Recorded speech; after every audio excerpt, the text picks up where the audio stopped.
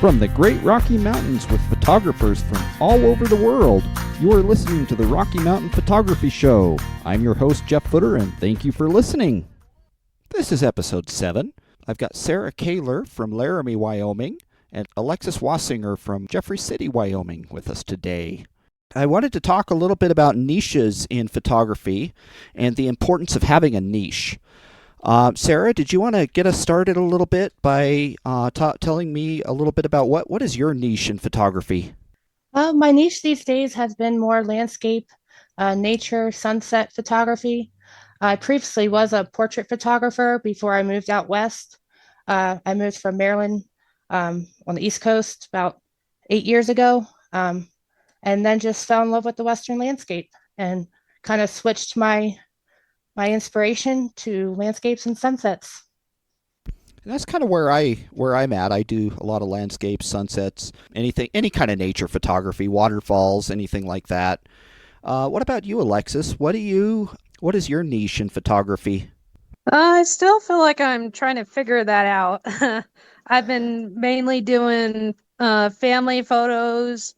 Just got done photographing my second wedding, and I also do senior photos as well. Yep, and I do dabble in portraiture, weddings, senior pictures, things like that. I also have a full-time job, so I don't get to as much as I'd like, but I think there is a certain kind of an importance in having a niche in as far as kind of making your own brand of photography. What do you guys think about that? I think it's important to find your niche. I mean, it's one of those things that if everybody's got their own niche, everybody's always going to do something different. Everybody's going to have a different eye in where their ideas take them. I guess that's how I got started in photography, was just my own creative eye. I was just going to say it's where your inspiration kind of takes you, what you're feeling passionate about, where you feel like you can do your best work, whether that be for portraits and capturing family moments, weddings. I did a lot of family stuff, and that helped me to grow as a photographer, helped me meet a lot of people. And it does help the community when you can contribute to people's family portraits that are going to last for years and years and making memories for them. And I think that's important, that everybody does need a good portrait photographer too. And if that's where your inspiration goes, that's certainly what you should be doing. Absolutely. And I would like to touch on, how did you both get started in photography? For me personally, I think I was born with a camera in my hand, but I'm not entirely sure. Started at a pretty young age. Well, my story actually started when I was, I'm trying to think, it was like around 9 or 10. And my mom came up to me and was asking me one Christmas, she asked me what I wanted for Christmas. And I was like, I have no idea. Like, I don't know what I really want. And she had this little pink camera that was like the first like digital camera that wasn't tape camera. And I've always messed around with it and took photos with it. And she gave it to me as a Christmas present one year. And I was a little surprised by it, but I've always just enjoyed playing around with it as a kid. And she decided to give it to me as a Christmas present. And that's where it started for me. And then it just started growing from there. What about you, Sarah? How did you get started with photography? My inspiration started mostly in high school. I remember going to the exhibition that my photography class had every year of all the black and white darkroom photography that you took back then in photography one. And I was very inspired how to process black and white film, how to work in a darkroom. So that's actually where I started a long time in high school. I also had support from my parents to purchase that first camera, which was kind of expensive at the time. But without the support of my family, I probably wouldn't have gotten that good start. I had a lot of support and just had an eye for it. I had a really good photography teacher in high school, and that kind of led me to kind of find my eye and realize that I did have a good sense for this. I learned a lot about lighting. The basics of a basic manual film camera will really help you with that. So really starting from the basics of lighting and how manual cameras work, processing the black and white film really set a good foundation for me. My dad was a photographer, and I think that well, he was kind of my hero, so I followed him everywhere as a little kid and kind of wanted to do what he did and got hooked on photography at a real young age, which I'm glad I did because it's definitely enhanced my life. And I also, when I was in high school, I got to develop pictures in a dark room, and we had pretty much unlimited bulk film that we could load up into cartridges and use however we wanted, and that was really helpful to be able to have as much film as we wanted to use instead of the few rolls that my parents got me once a month. But yes, yes, film was expensive to just have and then to process and to practice on. But it was a good teacher when, you would get a blank roll. You really paid more attention next time. And it really just helped to tone in your skills, having to learn like that. So, Sarah, I understand that your first job was in a camera store. Could you tell me about that a little bit? Yeah, in high school, I worked at a camera store in the mall. We would sell cameras and equipment. We also had a photo lab where we did 1 hour film back then. We started in basically 80% film, 20% digital back then when I started. And I slowly watched the transition from film to digital while I worked there. I watched the digital cameras get better quality, bigger megapixels, and really enjoyed talking to the customers, helping them find the right camera, helping them find comparable lens for whatever they were shooting with, all the accessories and equipment that they might need. I also taught some photo classes for beginning digital photography. So when you purchased your camera, you could come into the store and get a little lesson on how to use it. I really enjoyed that job. That was a really good learning experience for me, helping with framing and enlargements and different photo products and helping the customers maybe take a small 4x6 picture that came out nice, enlarging it, framing it, and helping them with that post-production process. I used to love going to the Kit's camera store in the mall. That was Yes. definitely my favorite store in the mall. This was Ritz Camera, actually, which was affiliated with Kit's Camera. They were a sister store, if you will. Right, and I think Camera World was also part of that Yes. affiliation, correct? Yes, correct. Yes, unfortunately, internet kind of and ordering online kind of hurt that business. And they have a few more stores, I believe, open back east in Maryland, Maine, where the main headquarters was. But yeah, sadly, everyone now just orders most camera equipment online, and you kind of miss that one-on-one experience with a professional photographer, which is kind of sad.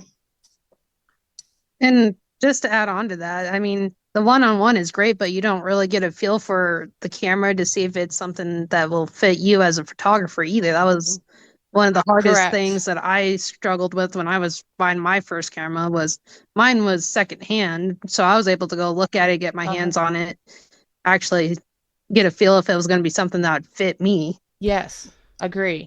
And trying out different lenses. I know there's some few camera stores now. I believe there's one in Jackson Hole where you can rent a lens just to see if, when you're out shooting, if it's going to work for you. So I think those kind of places are still, few and far between, but really nice to have. And you're right. It is nice to hold it in your hands and to get a feel. Yeah. There's one in Jackson Hole and there's one in Casper, Okay. Wyoming Camera Outfitters. Okay. I'm guilty of ordering my cameras online. And I've had a lot of different cameras, a lot of different systems before I've settled on what I have now, which is actually a Panasonic Lumix S1R. But I've tried Nikon, I've tried Sony, I've tried Canon. None of those have the ergonomics, for me anyway, for my hands, for how I like to do photography. None of them had the ergonomics that Panasonic has. Everyone does their own brand that they prefer. I mean, I had there was always a debate at the camera store. There was one guy who was a Pentax guy, another guy who strictly was Nikon. I was always a Canon person. I like Canon's warm tones in their images. I believe they're more warmer than Nikon, more on the cooler side, but I do a lot of sunsets, so that works for me. Also, once you start buying equipment, you kind of do have to stick to a brand, and it's a kind of a big process to switch over if that's what you're looking to do. But they do make a lot of nice handheld, non SLR, but digital zooms now that are really impressive. You don't really need to necessarily have a big SLR and all the lenses to get good images now. I actually started out with my first, well, I started with film cameras, but my first digital camera was a Konica Minolta Maxim 5D, and that was the last camera they made, and then Sony bought them out, so I bought a Sony, and I actually hated the Sony compared to the Minolta, so I switched to Nikon, and then I've switched to Canon, and I've tried a few brands here and there, but so far I ended up with what I ended up with, and I like what I've got. So what kind of camera do you use, Alexis? You stick with Canon. It was kind of funny. I took a set of branding pictures at a neighbor's branding, and the guy Jeff I was telling you about, he was at that branding, and he was telling me he took bird pictures. Well, mine was a Canon T6, and he was looking at it, and he's just like, "That's like a really old Canon camera." I'm like, "Well, it works for what I need it to do, and it does the job really well, and makes my editing and the photos that I want go smoothly." So. And the thing is, now you can use a 10-year-old camera and still get amazing shots. I mean, there's no reason not to.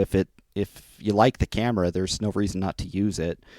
I used a Nikon D800 up until about 2020, and that was manufactured in, I think, 2012. So yeah.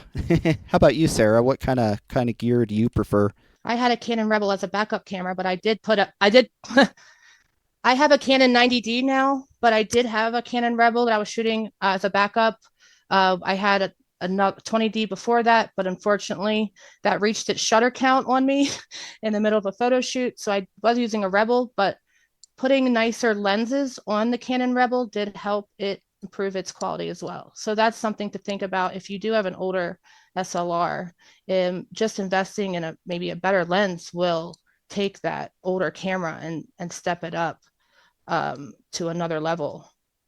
Yeah, and I always try to tell people that lenses are a better investment than the camera body because yes, very true. Yes, the lenses will last you forever, but the camera bodies you can upgrade and use the same lenses, so you don't have to upgrade those lenses all the time.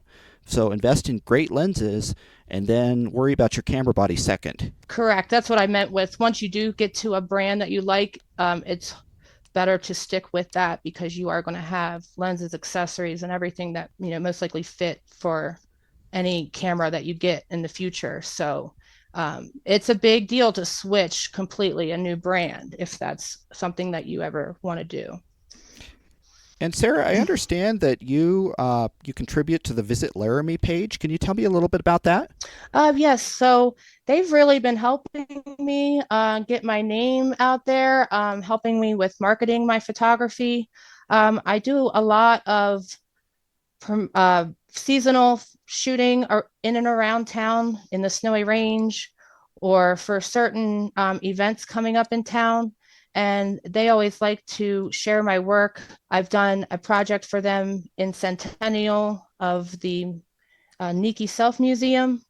So anytime that they do need some promoting of locations or when the Scenic Byway in the Snowy Range opens, I usually help them to share work for their Instagram and Facebook pages. I've got to help out a little bit, like kind of in the same way with the Sinks Canyon page. I don't know if you're familiar with Sinks Canyon just outside of Lander, Wyoming, but it can be pretty spectacular. If you ever make it up by Lander, definitely stop by there. Yes, I have a lot of area to cover still in Wyoming. I have not even been up to Yellowstone and Tetons yet. I'm looking to plan a trip to up there very soon. That's been mostly what I've been doing since I moved out here. It has been exploring my area and the land, learning the landscape, watching the seasons change, learning the best spots for my sunsets. And that's been really a fun challenge for me, going to new locations, going to repeat locations, different times of the year. So I have a lot of exploring left to do of Wyoming. Alexis, where do you like to go to take pictures? I've been to some places where I've been trying to establish myself in Riverton. I've been mainly up in the Red Canyon, taking some photos up there. And I actually had a cool opportunity. I had a couple photo sessions I was able to do when my dad went to go visit my dad in Texas, and he lives down in Corpus Christi, Texas, and I took I took some professional headshots of some world pianists that live down there that attend his church, and they brought out this really gorgeous piano. They handpicked it from New York, and I did some professional headshots with them and their piano that they had at the college. But anything outdoors, I'm definitely up in the mountains somewhere, taking some really gorgeous mountain views and portraits. So, being from Jeffrey City, do you spend any time up at Green Mountain, the Green Mountain area? I've been up in Green Mountain a couple times. My boyfriend has a location on the property. It's called Long Creek. It's called Long Creek is the area is what it's called, but it has an old sheep herder's cabin up there that's still all original, and it has like a bunch of artifacts and everything from when the sheep herders were up there. And I like to go up there and take some really gorgeous pictures up there. There's a lot of wild horses up there, which can be a lot of fun to take pictures of too. Oh my goodness. You want to talk about wild horses? My mom came out to visit me, and I think there was like 3 different herds on our way up there of just wild horses that they were up close too. And oh my goodness. One of my favorite things to do is go up there by myself and see if I can catch them up close. Or sometimes even if I'm out riding horseback and I got my phone on me, I'd take some really gorgeous photos of those horses right up close. Yeah, they are And they're absolutely gorgeous. big. Yeah, they are. Yeah, especially I the stallions. photograph I photograph a lot of them too, in between Laramie and Centennial. Speaking of that, I actually just recently got a connection with a lady who's another photographer who lives on the Wild Horse Ranch. It's a preserve for BLM wild horses that you can purchase property. So there are homesteads on here, but it's a sanctuary for wild horses. And I did just get permission to go photograph there on the private BLM connected land. So I'm really looking forward to that. But I also very much enjoy photographing the wild horses around here. So, Sarah, you had worked on a project a few summers ago for the Wyoming Office of Tourism of the Medicine Bow National Forest. Do you want to tell me a little bit about that? Yes, actually, this was through Visit Laramie. The Wyoming Office of Tourism Board reached out to them and asked them for recommendations for a photographer to photograph wildflowers in Medicine Bow National Forest. That particular spring, a few years ago, we had an excessive amount of rain for spring, so the landscape was looking extra green, extra lush, and the wildflowers were really flourishing, and they wanted someone to capture that and to promote the Medicine Bow National Forest. So I was very honored that they chose me.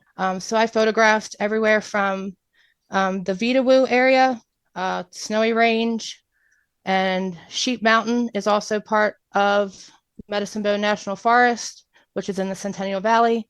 And then I also traveled over to the Sierra Madre Range, which is beautiful, also very underrated, but also part of Medicine Bow National Forest, and just tried to capture a variety of the flowers, the hillsides, any of the green.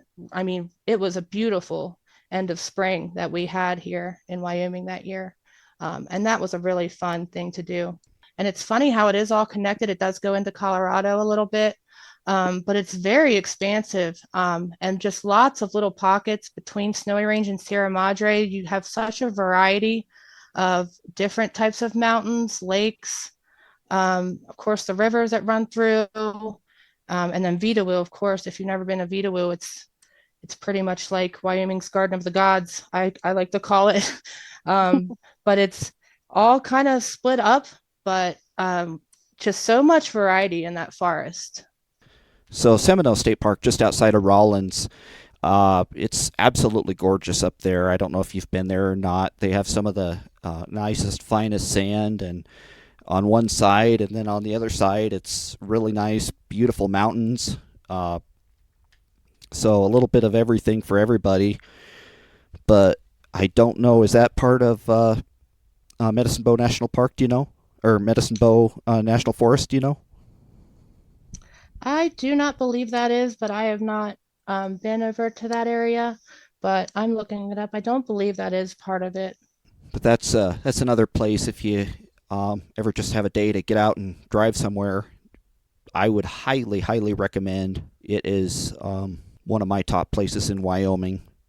Of course, Yellowstone would be number one, but there's not much that compares to Yellowstone. Yes, I'm looking forward to going up there and the Tetons and trying to hopefully get a good time of year. It looks like I'll be up there in the fall, which I know is nice, but I would like to see it in all seasons. Hopefully, also next summer, I would love to go photograph the wildflowers up there too.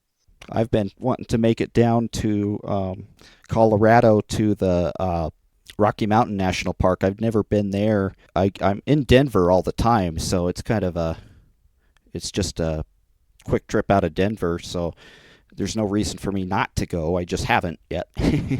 Yeah, I go there quite often. It's about 2 to 2.5 hours for me. So I do have a pass for the park.